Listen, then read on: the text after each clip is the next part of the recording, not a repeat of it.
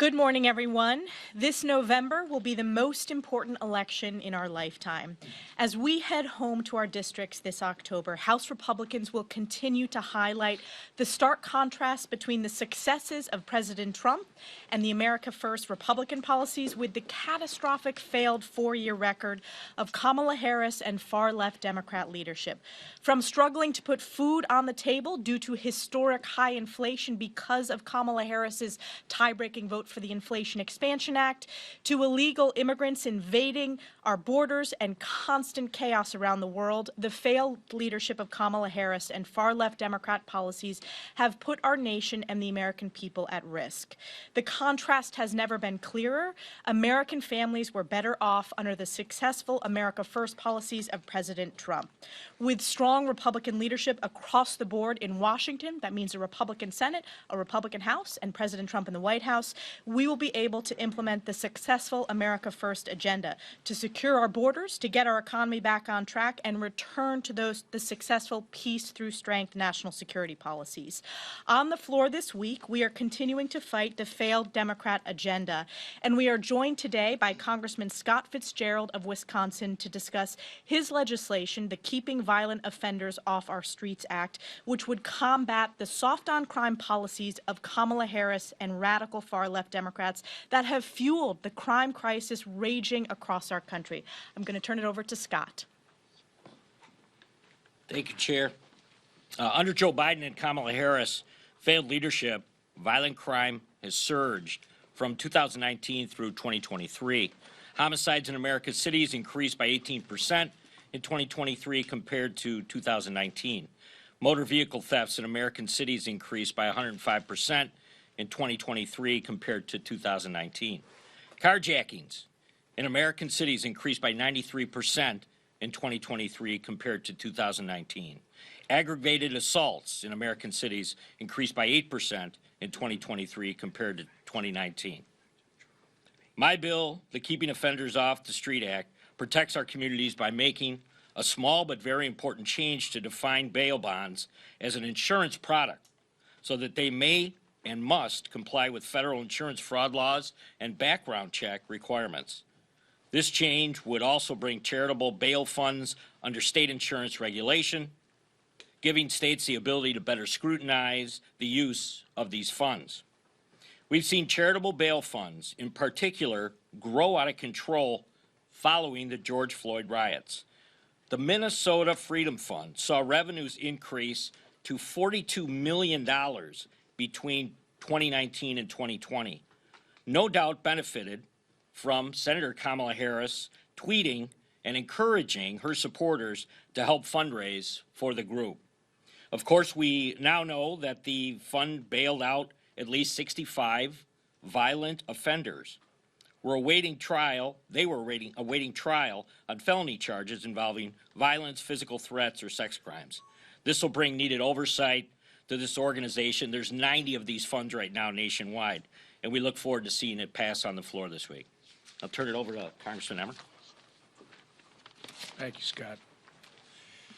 At this moment, the House Financial Services Committee is starting its hearing with Securities and Exchange Commission Chairman Gary Gensler. In an era where bipartisanship can feel scarce, Gensler has done such a terrible job running the SEC that he has managed to unite members on both sides of the aisle condemning his failed leadership. Gary Gensler has worked to consolidate his own power, even though it means crushing opportunities and, frankly, the financial future of this country. Rogue bureaucrats like Gensler are supposed to be working for the people, not reigning over them. He has wasted a large part of the SEC's resources to wage war on the crypto industry. The strategy, however, has not been successful for him as the SEC continues to lose again and again in the courts on its crusade against the digital asset innovation in this country. It's time for the SEC to return to its mission and protect opportunities for every American who wants to participate in the greatest capital markets in the world. Digital asset innovation is an important part of that. What Gary Gensler doesn't understand is fighting against crypto innovation in America isn't going to stop it. He is only going to push crypto innovation off of American soil. This is exactly how disasters like FTX occur. The United States should want digital asset businesses under its regulatory umbrella and purview so that we have a safer digital asset ecosystem. Many people are concerned that Kamala Harris would actually appoint Elizabeth Warren or Gary Gensler to be her Treasury Secretary, which would only make matters worse. Their mission to upend free markets, innovation, and global competitiveness would destroy our financial system. We can't let that happen. America is ready for the pro-crypto president, and there's only one candidate who has promised to fire Gary Gensler on day one. I look forward to participating in this committee hearing after I leave here and to holding Chairman Gensler's feet to the fire for the war that he has waged against our financial system. I turn it over to our majority leader. I'll have to tune in watching the hockey guy holding Gensler accountable. That will be much needed entertainment and critical policy. Devastation that they've done to so many markets. Crypto is one of, unfortunately, many markets that they've gone after. This week is our last week in session before the election, but it is a very busy week, as you can see from the schedule. A lot of different bills being brought to the floor. Scott Fitzgerald just talked about one of them that's so important. You know, we've seen crime grow in our communities. We've seen these funds like the Minnesota Freedom Fund that are designed to help get criminals out of jail. And of course, Kamala Harris was there front and center raising millions of dollars for that fund. And what did it do? It helped get people out of jail who were helping, who were out there in the middle of the, what they called the summer of love, who were attacking police officers, burning down police stations, other violent crimes where she was leading the charge to get them out of jail, the criminals, not protect the police officers. In fact, she's made public statements over the last few years criticizing the idea of adding more police to communities. And yet when you look at some of the cities that have the worst crime, who initially went down the failed road of defunding the police and then saw the devastation it caused in their communities, they're trying to hire more police officers now. And they're struggling to do it because they at least finally recognize they made a mistake. But once you taint that office by showing a community that the leadership of a city doesn't support the police, police will go elsewhere. You know, good existing police officers go to other departments. Young people who want a career in law enforcement are not going to go to a place where it's so volatile that they know that the leadership of that community doesn't have their back. So they go to other places where they know that the local community will have their back. And so that is the devastation of, that kind of attitude of defunding police, demonizing police that people like Kamala Harris have supported over the years.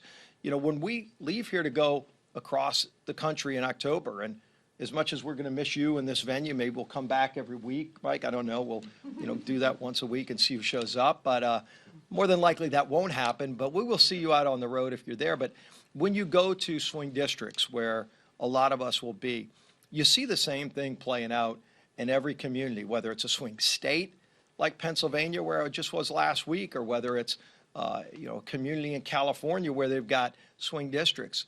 You're hearing people express the same frustration with the Biden-Harris administration. The open border is still the top issue they bring up, and they're furious about it. And yet Kamala continues to do nothing while she's over there in the White House. She could go walk in the White House today and ask the president to reverse his policies that opened up the border, but she won't, because she wants an open border. She's wanted that open border all her life. Again, she's on video talking about how she wants to legalize people who come here illegally. And then when she tries to express, well, maybe I'm now for a secure border, and she's pressed on it, she says, my values haven't changed. Her values are far left liberal. They've been that way her whole life. She wants to ban fracking. She hasn't changed her views on that. She wants to have an open border. Her views haven't changed on that either. You've seen her radical views. She cast a tie-breaking vote, as our conference chair, Elise, just talked about, to create the inflation that I hear about in every community I go to. higher costs at the grocery store, higher costs at the gas station. Those are a direct result of not just the Biden administration's policies, but Kamala Harris's vote. And I'm not talking about in the Senate, where she might have been with 60 other people. I'm talking about Kamala Harris's vote when it was a 50-50 tie. And it could have gone down with her vote, and we could have had lower inflation with her vote, but instead she used her vote to raise inflation, her tie-breaking vote that jacked up the inflation that's crushing low and middle income families today. Her tie-breaking vote, Kamala Harris, was the vote that doubled the size of the IRS. And now some of those new agents that they've hired are going after the waiters and waitresses, making them pay higher taxes on tips. And then she claims that she wants to get rid of the tax on tips, yet she sicked an army of new IRS agents after those very same waiters and waitresses. So what she's done has consequences. We're going to be talking about this contrast because Donald Trump wants lower tax rates. Donald Trump wants to secure our border, and he did it before. Donald Trump wants sound tax policy where lower and middle income families can actually benefit from the growth that comes with a healthy economy. Unfortunately, we don't have that today, but we had it when Donald Trump was president of the United States last time. And so when you look at all of those things, and not to mention, of course, he's always supported our men and women in uniform, and he'll continue to do that again. He'll stand up to the bad guys around the world. And right now, America is letting the bad guys around the world run roughshod over our allies and doing harm to America as well with no consequence. All that will change if we get President Trump back in office. And that contrast, I think, is going to be sharply shown through the month of October leading into the election November 5th. We're also going to vote today or tomorrow on the CR. And, you know, this is always a tough negotiation. The Senate wanted to try to spend more money, and our speaker stood up to the Senate and said, no, we're not going to do that. They wanted to play this Christmas Eve omni game that they used to play, having an omnibus dropped on Christmas Eve, and nobody's read the bill, and it just gets voted on, and everybody leaves town. We said no to that last year. And Mike Johnson, as Speaker, is saying no to that again this year, which is so important to say, you know, we're going to change the way Washington works. We passed over 70% of the spending bills out of the House. The Senate has passed zero, not a single bill out of the Senate. And so how do you have a negotiation when one side refuses to do their job? And so we're going to continue to at least do our job, and that starts tomorrow on the CR. And with that, I'll turn it over to the Speaker of the House. Thank you, Mr. Leader. Thanks to all of you to being here. This is the last one for a while until the election. We're in the home stretch, and we're exactly 6 weeks out from the election now. It'll be here before we know it. Can't get here soon enough from our perspective. Voters in Virginia, Minnesota, and South Dakota are already casting their first votes in the nation. They began that Friday, and in the next 2 weeks, there'll be a number of states commence early voting around the country. And yet, millions of Americans, as our majority leader was just articulating here, they have no idea where Kamala Harris stands on major issues, and they have no way to ascertain that because she refuses to sit down for real interviews. No tough questions have been asked. And so people are just left to wonder. I think that's a big reason that our team is going to win in November. I'm very confident about this. I believe we're going to keep and grow the House majority, win the Senate, and win the White House as well, and we're going to put Donald Trump back in the office. When the continuing resolution comes up on the floor this week, we expect that to pass by a wide margin. Let me just be clear. Everybody heard me here last week say that I thought the best play under the circumstances was the CR with the SAVE Act. It's about a 90% issue in the country, no matter where we are in the country. Everybody understands that only U.S. citizens should vote in U.S. elections. This was our opportunity to both fund the government and ensure the security of the election, but we came a little short of the goal line. So we have to go with the last available play. By the way, I'll say that the 206 House Democrats that voted against that SAVE Act, most of them twice, I have to explain that back home. I'm not sure how they can. But what we're going to do this week, as you know, is a very narrow, bare-bones CR to do only what's absolutely necessary. As was noted, the Democrats wanted to load it up with billions of dollars in new spending, but we fought them off from that. We did add $231 million in new Secret Service funds but everybody understands that that's critically important right now. We added strings attached to it. We said it was contingent upon the Secret Service participating fully in our oversight responsibilities and investigations right now, and I am certainly hopeful that they will. They will need to if they expect to have the additional funds. Also, we made sure that that was kept within the spending cap, so it's not new money, but that will help us. We did expand our task force, as you know, on the assassination to add the second assassination attempt, and I think that's really important. But overall, with the CR, as our leader just noted, we have broken the Christmas omni. And I have no intention of going back to that terrible tradition. So there won't be a Christmas omnibus. As somebody asked me in the hallway a little while ago, will there be many buses? We don't want any buses. We're not going to do any buses, okay? We'll deal with that in the lame duck. And I'm going to I'm going to plead, I'm going to urge the Senate to do their job. As Leader Scalise noted, they have not done that. This is Chuck Schumer's fault. It is not the House Republicans that we're in the position where we have to have a resolution to continue funding the government at the end of the fiscal year. We did our work. We passed 12 appropriations bills through the committee process in record time. We put them on the floor. Almost 73% of federal funding has been passed through the House. We sent it all over to the Senate, and they've done nothing. They did not one bill, and they would not negotiate with us on the top line. So here we are. We loathe CRs as much as anyone, but this is the situation that the Senate Democrat leadership put us in. It would be political malpractice to shut the government down. I think everyone understands that, and so we hope that this will get done quickly and we get everybody back home to their districts to work and to the campaign trail. Speaking of political malpractice, Secretary Janet Yellen has a new op-ed out trying to tout the, quote, Biden-Harris economic success. Good luck with that. It's a piece of utter fiction, as the campaign is. They're running a campaign of fiction and not fact. Under the Biden-Harris administration, American savings are at record lows. Go look it up. You all know it. Inflation and interest rates reach 40-year highs thanks to their multi-trillion-dollar spending packages. Home ownership for young families is now out of reach, and more than half of Americans currently can't afford a $1,000 emergency. I read a stat the other day. I might have mentioned this. It's been a couple weeks ago now.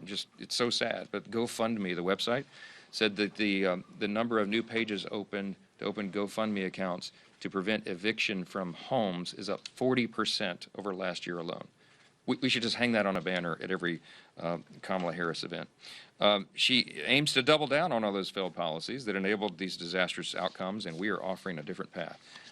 As I explained at the America First Policy Institute last week, we have an ambitious plan that will ensure that our economy and tax code incentivize prosperity for the American taxpayer and not this despair that the other team has wrought. With a unified Republican government, we will promote investment and opportunity. We'll prioritize America and our manufacturers and businesses. We'll reform education. We'll reinvigorate our energy sector. And we'll bring back fiscal sanity. The American people demand and deserve that relief, and we will hit the ground running in January to provide it. Two final notes. This week on the floor, we'll continue our work to confront Communist China. The Stop CCP Act is an important measure. 2 weeks ago, we passed 28 bills to protect our constituents, our infrastructure, and our intellectual property from the CCP. This week, we'll impose financial and visa sanctions on members of the Central Committee of the Chinese Communist Party. And even though these are some of the most malign actors in the world, it's worthy of note that the White House, the Biden-Harris White House, issued a preemptive veto threat.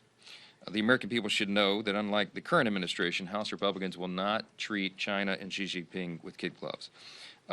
Finally, I mentioned the task force. We've expanded the scope to the second assassination attempt. The first hearing will be Thursday. They've done a lot of work behind the scenes. They've interviewed dozens of witnesses. They've gathered thousands of documents. They've been doing the work to lead up to the hearing, and I know there'll be a lot of interest in that. We have to ensure that major candidates for president receive the same level of Secret Service protection as the sitting president. We've made that demand. We passed a bill on the floor to do it, and we need the Senate to make the same demand. We know the American people desire and deserve answers, and the task force is working around the clock to deliver them, and I expect all of you will be tuned in on Thursday to cover the hearing, and we'll talk about it after that. So I'll take a few questions. Mr. Speaker, do you commit to observing regular order in the certification process of the 2024 election, even if Kamala Harris beats Donald Trump? Well, of course, if we have a free, fair, and safe election, we're going to follow the Constitution. Absolutely. Yes, absolutely. Yes. Mr. Speaker, do you plan to meet with President Zelensky when he's here at the Capitol on Thursday? I don't know if it's on the schedule or not. Our Thursday is very fluid here, depending on the CR, so we'll have to see what happens. Yes, Becky. Mr. Speaker, right now there's a hurricane headed for the Gulf Coast. You and Majority Leader Scalise are Louisiana. You're familiar with the danger of hurricanes. Can you talk a little bit about the decision to remove the disaster funding from FEMA from the CR from the first to the second? Yeah, the DERF is fully funded, as the leader mentions. We're going to handle a lot of this in the lame duck. If we loaded up the CR with extra new expenses, it makes it more difficult for everyone to get over the line. Obviously, we empathize with everyone on the Gulf Coast because we get hit with hurricanes in Louisiana regularly. I'm grateful, and our prayer today is that this one does not concentrate on its strength. It looks like it might be a smaller level event. We certainly hope that's true. But this is part of the reason our schedule for the end of the week is fluid, because we've got a lot of Floridians. It's a big delegation. They're anxious to get home, so we'll see how that affects the schedule of the week. So, Scott. Thank you, Mr. Speaker.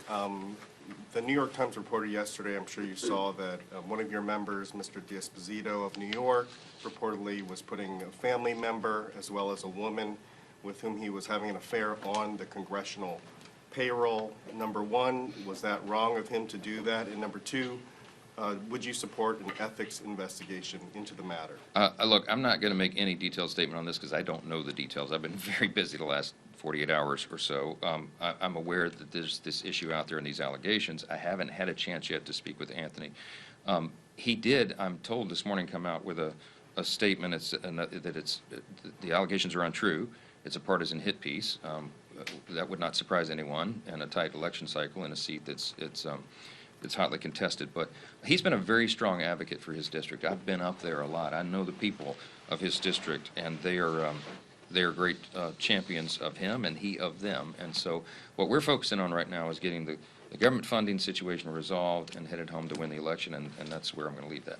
Yes, Last question. Mr. Speaker, have you spoken with former President Trump about this CR specifically, and has he approved it, given that he said he doesn't want a CR without the SAVE Act in it? Yeah, no, what he was saying last week is the exact same thing that I was saying. He and I have been on exactly the same page. I saw a headline, I'm defying Trump. I'm not defying President Trump. I've spoken with him at great length, and he is very frustrated about the situation. His great concern is election security, and it is mine as well. It is all of ours. We are really seriously concerned about this, and we got to do everything that we can to ensure it. Congress, we passed the SAVE Act in the summer, and it's been sitting on Chuck Schumer's desk collecting dust. That is maddening to us.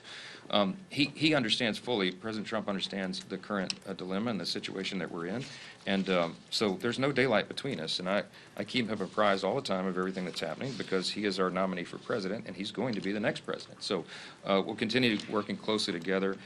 I'm not defying President Trump. We're getting our job done, and I think he understands that. So thank you all. Appreciate the time. We have this weaponization committee hearing tomorrow. Are you going to keep the weaponization committee in the new Congress if President Trump wins and if Republicans have the House? Will there be a need to do that? We haven't determined it yet. We're trying to get on top of this issue. We'll see.